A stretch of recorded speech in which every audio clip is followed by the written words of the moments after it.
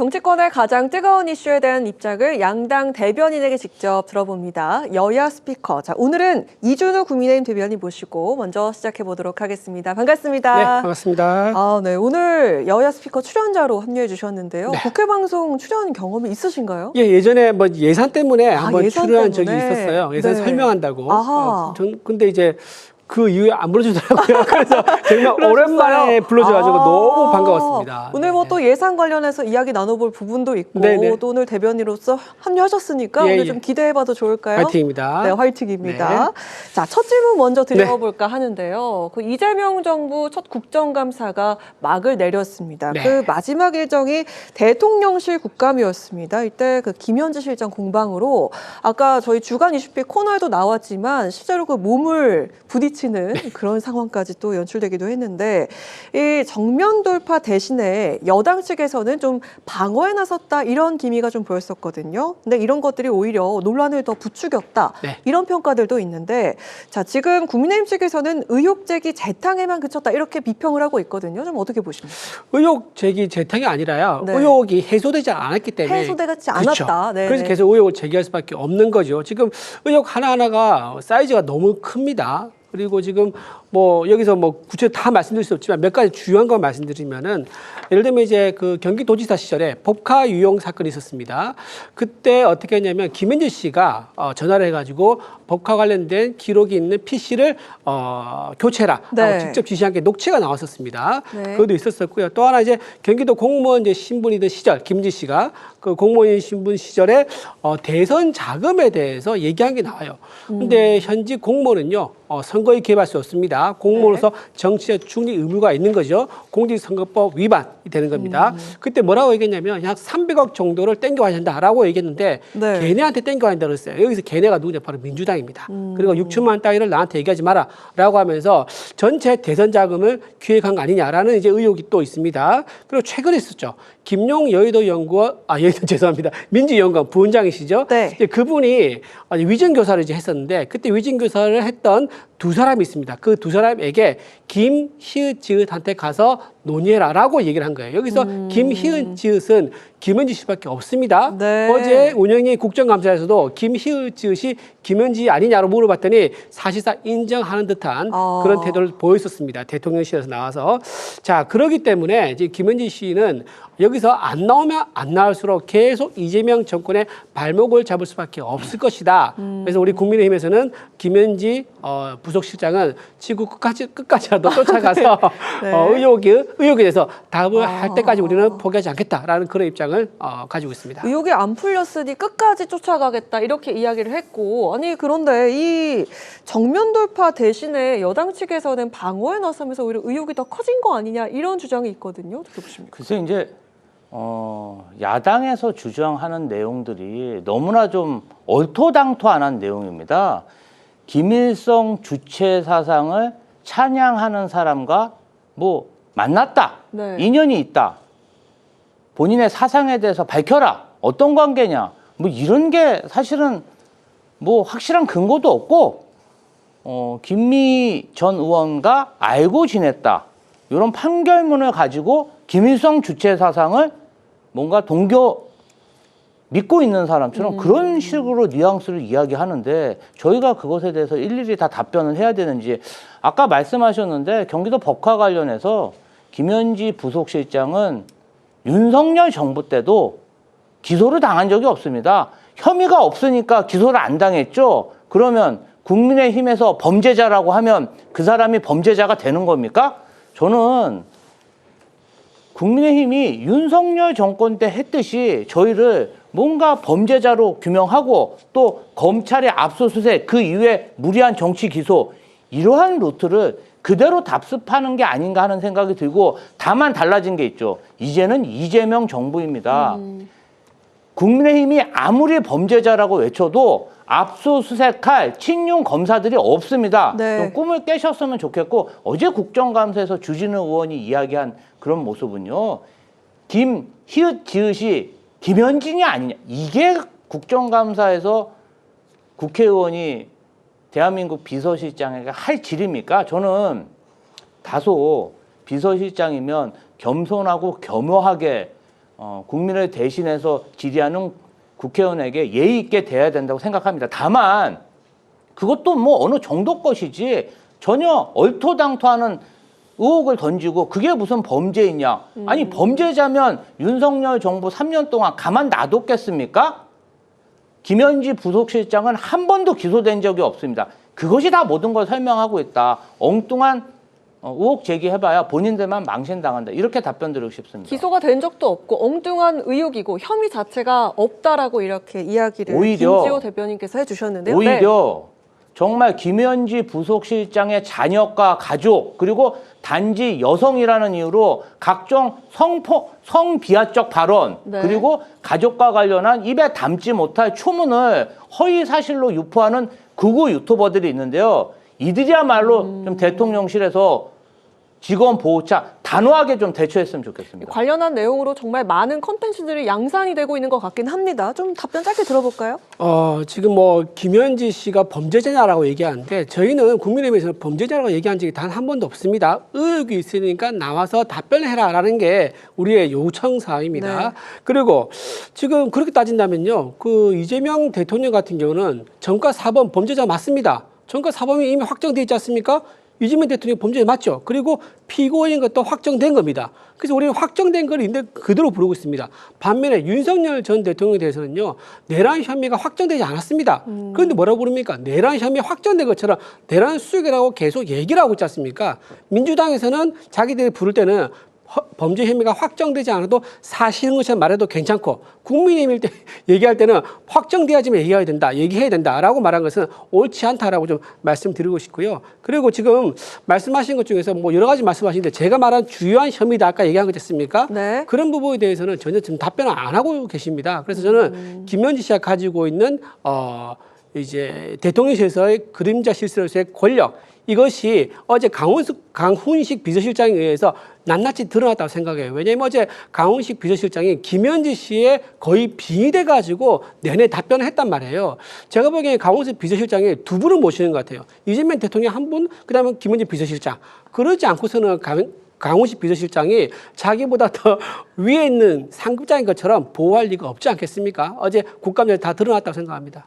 네, 오늘 이렇게 여야 스피커는 김지호 대변인과 이준우 대변인 이렇게 두 사람과 함께하고 있는데 제가 봤을 때는 정말 이 다른 상임위 등에서 민생에 관련한 논의가 활발하게 이루어지고 정말 좀 활발하게 뭔가 이야기들이 나눠지긴 했는데 이런 비판받을 만한 이슈들이 좀 다른 이슈들을 다 덮어버린 거 아닌가라는 좀 안타까운 지점도 있는 것 같습니다. 그 어제 운영의 장면이 올해 국감의 단면에 보여줬다 이런 지적들이 있는 상황인데요. 본래 취지를 잃은 정쟁 국감이다. 자, 이런 평가도 지금 나와 있는 가운데 정말 그 많은 의원들이 밤새워서 또 준비를 해왔고 또 보좌진들의 노력까지도 묻혀버렸다. 이런 아쉬움이 있는 지점이 있습니다. 우리 국회 방송을 통해서 많은 국민들께서 이 국감을 지켜보셨을 텐데요. 여야 대변인께서 각각 좀 우리 국민들께 드리고 싶은 말씀 좀 있으실 것 같거든요. 두 분 좀 들어볼까요? 저는 사실은 국감은 야당의 시간이라고 할 수 있죠. 그런데 무슨 대통령실의 부속실장을 주체 사상 운운하며 허위 의혹을 제기하면서 희희낙낙하는 모습들 그리고 국감장에서 화가 난다고 욕설을 하고 옥상으로 따라오라 그러고 일진인 줄 알았습니다. 그리고 어제 같은 경우도 그래요. 밖으로 다 회의가 끝나서 나가면 다 나가야지 왜 돌아서서 배치기를 합니까? 그리고 나서 육중한 몸매로 나를 어떻게 위해를 가한 것처럼 사과하라. 저는 이런 모습을 봤을 때 국민의힘이 과거 윤석열 정권 시절에 용산 출장소로 정말 그 정당으로서 기능을 거의 상실한 게 아닌가. 그리고 김현지 부속실장에 대한 의혹 제기 역시도 본인 정당들의 어떤 비선 실세로 최순실과 김건희가 있었기 때문에 민주당에도 그런 사람이 있었을 것이다. 그런 확신을 가지고 하는데 그런 확신을 가지려면 금거북이 반클리프 목걸이 뭐 이런 거 하나 가지고 와서 얘기를 해야지 아무 그냥 뭐 김일성 주체 사상 가지고 얘기해서 되겠습니까? 저는 조금 더 노력을 하셔야 된다 이런 말씀 드리고 싶습니다. 네. 제가 이제 국회에서 16대 국회에서부터 저 일을 했거든요. 네. 그래서 총 한 20년 조금 안 되는 기간 동안 국회에서 보좌진 생활을 했습니다. 국정감사가 이제 1년 국회 생활의 꽃이라 하셨습니다. 모든 이제 성과를 그때 다 추수를 해서 이제 뭐랄까 이제 평가를 받는 거죠. 네. 점수를 매겨가지고 잘했다, 못했다 이제 그런 평가를 받는 기간인데요. 지금 이제 이런 부분을 얘기하고 싶은 게 있습니다. 언론에 보도되는 것은요. 정말 많은 의정 활동이 일부만 보도될 수밖에 없는 거고 또 보도될 때는요. 그게 좀 화제거리가 있어야 됩니다. 그러니까 네. 일상적으로 정책 얘기, 또 예산 얘기, 사업 얘기하면요. 그거는 당연히 해야 되는 얘기이기 때문에 일상적인 것과 다르지 않죠. 그러니까 일상적인 의정 활동과 다른 부분을 언론이 관심 가질 수밖에 없습니다. 그렇다면 목소리가 크다든가 또는 다툼이 있다든가 또는 이제 배치기를 한다든가 뭐 네. 이런 것들이 좀 주로 많이 보도될 수밖에 없는 거예요. 아하. 그래서 국민들을 보기에는 저렇게 싸우기만 하고 다투기만 하느냐라고 볼 수 있는데 실제로는 그 보이지 않는 수많은 인력들이 정말 충실하게 국정감사를 하고요. 아침 10시부터 자정까지 합니다. 국정감사를 하게 되면 보통. 네네. 그런데 방송에 나온 것은 정말 몇 분짜리 보통 방송 뉴스는요. 1분 30초거든요. 그렇죠. 그러니까 그 1분 저 30초에 리포트 말씀하시는 그렇죠. 거죠? 리포트가. 그러니까 그 짧은 시간에 맞춰서 화제거리가 되는 걸 찾다 보니까 싸우는 모습이 좀 자주 노출될 수밖에 없기 때문에 그렇습니다. 그렇게 오해를 살 수 있다는 걸 말씀드린 거고요. 김현지 씨 관련된 거는 증거가 많죠. 녹취록이 일단 있지 않습니까? 문자도 있고요. 김희우 씨가 만나서 논의해봐라. 그리고 대선 자금에서 네. 300억 땡겨와야 된다. 그 얘기한 것도 있고요. 그다음에 PC 그도 치워라. 그 얘기한 것도 녹취도 있고요. 또 그것도 있지 않습니까? 성남시의회에서 난동 부를 때 같이 현장에 있었지 않습니까? 이재명 당시 시민 운동하던 분과 함께 옆에 서가지고 공무원들 목을 잡아당기면서 하는 부분도 영상에 같이 찍혀 있습니다. 그리고 앉아가지고 이재명 대통령이 당시 이제 그때 시민 활동가였는데 그 옆에 앉아가지고 의자에 등을 기대고 팔을 꼬면서 얘기한 장면이 있어요.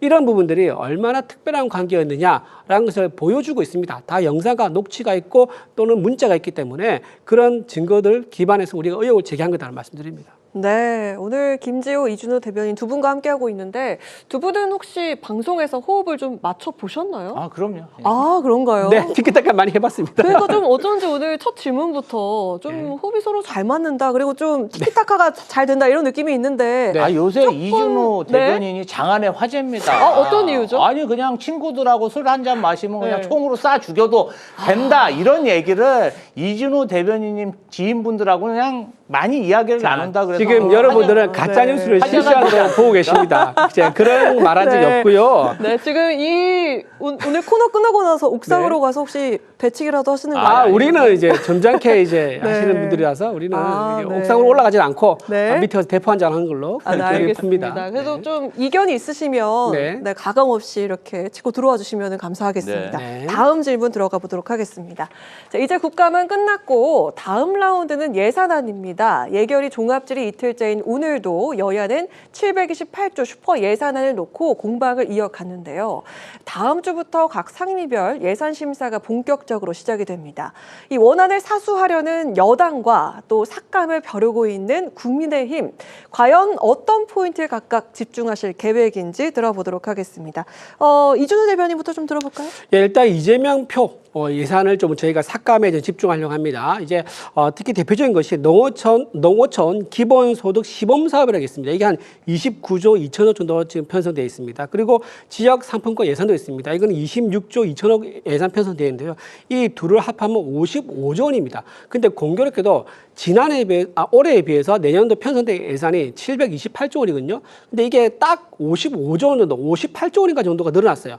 그러니까 딱 이만큼 이재명 표 예산으로 불리는 이 예산과 매우 유사한 금액만큼 늘어났기 때문에 이거는 이재명 표 예산을 그대로 반영했기 때문에 순수하게 늘어난 거다라고 보고 있는 거고요. 또 하나 기본소득이라는 것은 이거 굉장히 좀 자유민주주의, 시장주의에 맞지 않다라고 국민의힘은 생각합니다. 성남시장 시절부터 네. 이재명 대표가 이걸 주장을 많이 해왔는데 이걸 사회주의 국가에서나 시행하는 이제 예산이다. 그리고 국민들의 스스로 자력하고 자강할 수 있는 기회를 박탈하고 정부에 의존하게 만드는 종속시키는 예산이라서 이건 우리 반대한다는 입장인 거고요. 또 하나 지역 상품권. 지역 네. 상품권은 그 지역에 상품권을 줘가지고 경제를 활성화시킨다는 건데 이게 사실 경제 활성화에 큰 도움이 안 된다는 연구 결과가 있어요. 재정 승수라는 게 있거든요. 거기서 한번 한국은행 포함해서 조사를 한 적이 있습니다. 경기도에서 지역 상품을 뿌렸는데 재정 승수가 얼마나 나왔느냐? 재정 순수가 1이 나오면요, 100을 투자해서 100만큼 경제 효과가 있었다 이 말이거든요. 근데 경기도에서 지역 상품 뿌렸을 때 재정 순수가 0.2가 나왔습니다. 그러니까 1을 뿌렸는데 효과는 0.2밖에 없었다는 거예요. 그럼 나머지 0.8은 어디 갔느냐? 전부 다 빚을 갖거나 자기 주머니 넣는데 저축한테 썼다는 거예요. 그렇기 때문에 이렇게 국민들에게 실제 경제 활성화에 도움이 되지 않는 예산에 대해서 우리는 아주 냉철하게 혈세를 우리가 좀 아낄 필요가 있다라는 생각이 들고, 또 하나 의심이 드는 거는 이 예산이 내년 지방선거를 앞두고 직전에 대량으로 풀릴 가능성이 있기 때문에 더더욱 선거를 앞두고 쓰는 자금에 대해서 우리가 철저하게 따져볼 것이다 말씀드립니다. 네, 지금 국민의힘 측에서도 이게 포퓰리즘이다, 또 이렇게 이야기도 하고 있죠. 그래도 좀 이준우 대변인 말씀을 들으니까 다행인 부분도 어떤 있어요. 지점이죠? 옛날에는요, 불과 1년 전, 2년 전만 해도요, 윤석열 정부하고 국민의힘이 작당을 해가지고 국가 R&D 예산을 대폭 삭감해서 대한민국 경쟁력을 정말 곤두박질시켰는데, 이번에 AI 예산하고 R&D 예산은 안 깎겠다고 하니까 그것은 좀 다행이라고 생각하고요. 농어촌 기본소득 같은 경우는 전반적으로 전 국민을 대상으로 하는 게 아니라 정말 지방 소멸되고 있는, 또 지역으로 가야 되지 않습니까? 그런 소멸되는 지역에 한번 시범적으로 한번 해보자 이 얘기고, 아까 뭐 지역 카페 그다음에 기본소득 해가지고 승수 효과가 적다고 하는데, 뭐 저축했다 이런 말씀 하는데, 지역 카페는 저축이 안 됩니다. 소멸성 핀테크 기술이 들어가서 3개월 동안 못 쓰면 없어집니다. 그래서 그런 내용은 좀 잘 알고 이야기하셨으면 좋겠다 이런 생각이 들고, 저는 그래도 한번 생각해 보셔야 되는 게, 윤석열 정부 동안 정말 야당으로서 여러 가지 정책을 제안하고 이 예산도 늘리자, 저 예산도 늘리자 했는데, 정부 예산이 오히려 야당의 제안을 거부하고 예산을 더 증액하지 않고, 그런 부분에 있어서 조금 반면 교사로 삼아서 대통령이 탄핵되고 지금 대통령 선거에도 패배하지 않았습니까? 국민의 민심을 좀 겸허하게 받아들였으면 좋겠습니다. 이제 방금 말씀하신 그 팩트만 제가 좀 말씀드리면, 저축이 안 된다 그랬는데요. 네. 그러니까 저 반응하고 반응을 모르시는 거예요. 그러니까 지역 상품권 가지고 그걸 가지고 은행 가면 당연히 저축이 안 됐죠. 어떻게 하느냐? 깡을 합니다. 깡을 아주 현금화 시켜가지고 그 돈 가지고 저축을 해요. 그러니까 대부분 이런 식으로 하기 때문에 이게 부정적인 효과가 있다라고 얘기가 나오는 거고, 또 하나 R&D 이제 얘기하셨는데, 그때 민주당에서 삭감 R&D가 있습니다. 원전 관련된 R&D는 민주당이 삭감을 했어요. 왜? 원전 생태계를 파괴하는 기조를 유지해야 되니까. 그런 식으로 해서 R&D 삭감한 적도 민주당이 있다는 말씀드리고요. 또 하나 AI 말씀하셨는데, 지금 이제 AI 내년도에 10조 좀 예산 편성한다고 했지 않습니까? 그런데 윤석열 정부에서요, 5년 동안 30조 원을 AI 투자하겠다 이미 발표를 한 상태예요.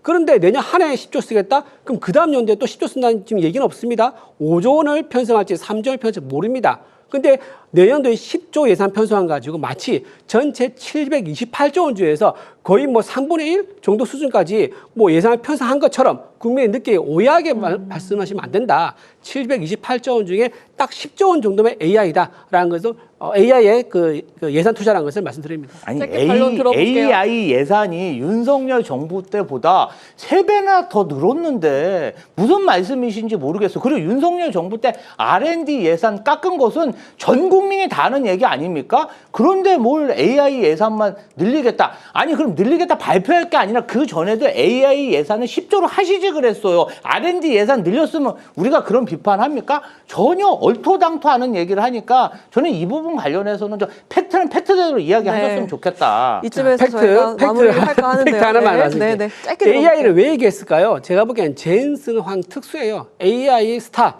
AI죠. 그분이 오셔가지고 정말 화제를 많이 뿌렸습니다. 제인슨 황 특수에서 올라타게 하기 위해서 AI와 관련된 예산을 대폭 늘렸다라고 하기 위해서 10조 원을 억지로 편성한 거다. 제가 장담컨대 내년도에 10조 원 편성 안 합니다. 이거 그만큼 들어갈 인재도 없고요. 그만큼 인프라 되어 있지도 않습니다. 네, 제인슨 황 특수를 노린 반짝 퍼포먼스 예산 편성이라고 말씀드립니다. 윤석열 대통령이랑 내란 네, 일으키지 말고 그 AI 특수 좀 하시지 그랬어요. 알겠습니다. 여기까지 들어보고 저희가 남은 질문이 두 가지가 더 있는데요. 이렇게 불이 붙어가지고요. 좀 길게 들어봤습니다. 자, 이어서 한미 관세 협상 후속 조치를 두고도 여야가 평행선에 달리고 있는 그 내용도 짚어볼까 하는데요. 이 정부 여당 측에선 MOU 형식이기 때문에 특별법만으로도 충분하다 이렇게 재확인을 했고 국민의힘은 국회 비준을 생략하면 이건 위헌이다 이렇게 주장을 하고 있습니다. 신속 처리를 위한 특별법이냐 국회 비준 필수냐 양측 입장을 들어보겠습니다. 먼저 민주당 측 들어보겠습니다. 저는 국민의힘에게 국익이라는 것은 어떤 건지 되묻고 싶어요. 조약에 준하는 비준으로 하게 되면 그게 조약을 맺으라는 거잖아요. 그러면 미국의 3,500불에 대해서 정말 법적 구속력이 있는 그러한 정말 굳은 약속을 해야 된다는 얘기인데 아무리 당리당력이 중요해도 그렇지 MOU를 해서 사실은 국제 정세가 어떻게 될지 모르고 4년 후, 5년 후 트럼프 대통령이 계속 집권한다는 보장도 없지 않습니까? 그러면 그때 가면 또 MOU는 언제든지 법적 구속력이 없기 때문에 바뀔 수가 있습니다. 그런데 무턱대고 조약에 근거한 비준을 하라고요? 저는 좀 전략을 가지고 국익이 뭔지부터 좀 따져 보셨으면 좋겠습니다. 네, 이진우 대변인. 방금 이제 되게 중요하고도 위험한 말씀을 좀 하신 것 같아요. 3,500달러를 지금 전 세계가 보는 앞에서 지금 협상을 했다고 하지 않습니까? 근데 이게 나중에 가면 안 지켜줄 수 있는 상황이 올 수도 있으니까 또는 안 지키고 싶은 상황이 올 수도 있으니까 입법으로 비준을 하지 말자라는 이제 그런 취지의 말씀 같은데 그러면 대한민국에 대한 해외 대외 신용도는 어떻게 되는 겁니까? 다른 나라가 우리 대한민국과 그러면 비준하거나 협상하려고 하겠습니까? 굉장히 지금 국가의 신도를 낮추는 조금 위험한 발언이다 말씀드리고요. 저는 두 가지 관점에서 말씀드리겠습니다. 국회 동의가 필요한 이유가 크게 법적인 이유가 있습니다. 헌법 60조에 이렇게 나와 있습니다. 국회는 조약의 체결, 비준에 대한 동의권을 가진다라고 되어 있습니다. 즉 대통령의 조약 체결권을 가지는 건 맞습니다. 하지만 그 조약 체결권이 효력을 발휘하기 위해서는 국회의 동의가 필요하다라고 헌법에 나와 있는 겁니다. 자, 그러면 또 하나 법적 근거가 뭐냐면 조약의 체결 비준도에 관한 법률이 있습니다. 이게 조약법이라고 줄여서 얘기하거든요. 네네. 조약법 3조에 따르면 국회의 동의를 받아야 한다는 사례가 열거되어 있습니다. 네. 그중에 첫 번째, 세 번째가 중요한데 첫 번째가 뭐냐? 국민의 권리 및 의무에 관한 사항입니다. 여기서 의무가 바로 이 해당 사항입니다. 왜냐하면 관세는요 국민의 세금으로 부담하는 그렇죠. 거거든요. 그렇기 때문에 이 해당 조항에 해당할 수 한다고 말씀드릴 수 있는 거고요. 세 번째가 뭐냐? 재정에 부담을 주는 사항도 국회 동의가 필요하다 있습니다. 당연하죠. 이거는 관세와 수입되니까 국가 정부의 재정에 부담을 주는 사항이지 않습니까? 이 법에 따라서 1조와 3조에 따라서 당연히 국회 비준을 받아야 한다고 말씀드리고 가장 중요한 것은 이미 선례가 있습니다. 2011년이죠. 한미 FTA 할 때 그때 어떻게 했습니까? 국회에서 동의받아서 비준을 거쳤습니다. 네. 그런 선례가 있기 때문에 이것도 예외할 수 없다라고 말씀드립니다. 네, 알겠습니다. 자, 그렇다면은 이 한미 관세와 안보 합의 문서는 과연 언제쯤 나올 수 있을지 두 사람의 좀 생각을 들어볼까 하는데 이 당초 예상보다 지금 늦어지고 있는 게 이 원자력 추진 잠수함 때문인 것으로 파악이 되고 있는데요.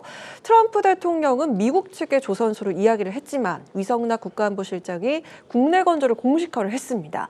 이 원자력 추진 잠수함에 과연 합의가 잘 이뤄질 수 있을지 빠르게 될 수 있을지 들어보겠습니다. 일단은 이제 관세 협상이나 여러 가지 안보 관련해서는 협상이 다 됐는데 뒤늦게 좀 원자력 추진 잠수함 때문에 합의문 발표가 늦어지고 있는데요.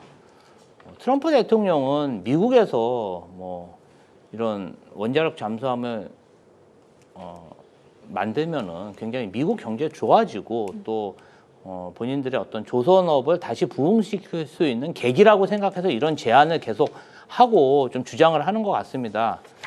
그런데 우리나라 국민들의 막대한 세금이 들어가는 이런 중요한 사업에 대해서 외국에서 그걸 만든다는 것 자체가 1차적으로 그건 맞지 않다고 생각하고요. 네. 그리고 미국 조선업 자체가 완벽하게 거의 붕괴됐기 때문에 국내에서 생산됐을 보다 몇 배의 비용을 더 들여야 됩니다. 네. 그리고 제대로 진행될지 안 될지도 모릅니다. 이 조선업이라는 게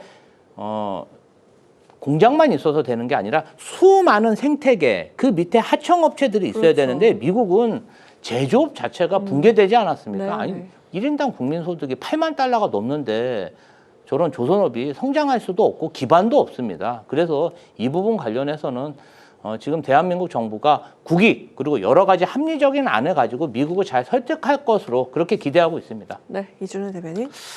설득할 것을 기대하는 거 좋죠. 근데 설득이 과연 될까 좀 걱정이 됩니다. 트럼프가 워낙 그립감이 세고요. 또 이재명 대통령이 굉장히 트럼프 앞에만 가면 작아지는 모습을 보여왔기 때문에 지난번에도 그랬지 않습니까? 3,500억 불 마치 깎을 것처럼 큰 소리 쳤다가 결국 2달 뒤에 재협상했는데 한 푼도 못 깎고 3,500 그대로 다 주기로 했지 않습니까? 그래서 이번에 트럼프 대통령이 필리 조선에서 만들려고 한 거 이게 과연 국내에서 만드는 걸 돌릴 수 있을지 좀 의문이 됩니다. 물론 국내에서 만든다면 좋죠. 우리나라 이제 선박 기술이라든가 특히 군함, 잠수함 같은 거 그걸 전 세계에서 공인받을 수 있는 거니까. 그리고 또 우리가 자력으로 원자력 잠수함을 만든다 그러면 거기 들어간 연료 에너지 그것도 물론 이제 미국에서 모듈 방식으로 해서 에너지를 주입받습니다. 네. 근데 언젠가는 그게 영원히 그러지 않을 거 아닙니까? 언젠가 우리가 스스로 원자력 연료를 공급할 수 있는 날도 올 수 있기 때문에 우리나라에서 만드는 게 좋습니다. 당연히 좋은 건데 지금 이제 필리 조선소를 만들게 되면 네. 필리 조선소는요 거기는 너무 시설 노화돼 가지고 또 상선밖에 안 만들었어요. 그러니까 상업용 선박밖에 안 만든 이제 조선소이기 때문에 군함이라든가 잠수함을 만들 수가 없어요. 그러니까 그 인프라를 전부 다 우리 한국에서 만들어지기 원한다는 그 계산이 깔려 있는 거예요. 그러니까 인프라도 만들고 잠수함도 여기서 만들어서 수입해서 가져가라라는 식이기 때문에 너무 거기에 우리가 호응해서 따라간다면 국익에는 사실 좀 도움이 되지 않겠죠. 네. 미국만 좋은 거고. 그래서 그런 부분은 좀 우리나라가 좀 국익에 도움이 되는 방향으로 해결되면 꼭 좋겠다라고 생각합니다. 네, 오늘 이렇게 여야 스피커 두 분과 함께 해봤는데요. 정말 첫 질문부터 계속해서 좀 뜨거운 논쟁이 이어졌던 것 같다라는 그런 생각이 드는데 우리 이준우 대변인 오늘 처음으로 합류하셨는데 같이 해보시니까 어떠셨어요? 예, 이런 자리가 왜 이렇게 지금 이렇게 늦게 잡혔을까 생각이 들고요. 평소엔 자주 이렇게 두 분이 하셨지만 예, 그렇죠. 네. 이건 2주에 한 번씩 아니라 매주 네. 매주 이런 자리가 있어야 되지 않을까 싶은 생각합니다. 네, 좋습니다. 앞으로 저희 또 국회 방송이니까 정책 위주의 좀 진중한 토론들 좀 많이 들어볼 수 있겠죠? 네네. 네, 어떠셨어요, 김주호 대변인? 저는 좀 국민의힘에서 인증 대변인제를 시행하고 있는데 무슨 말씀이시죠?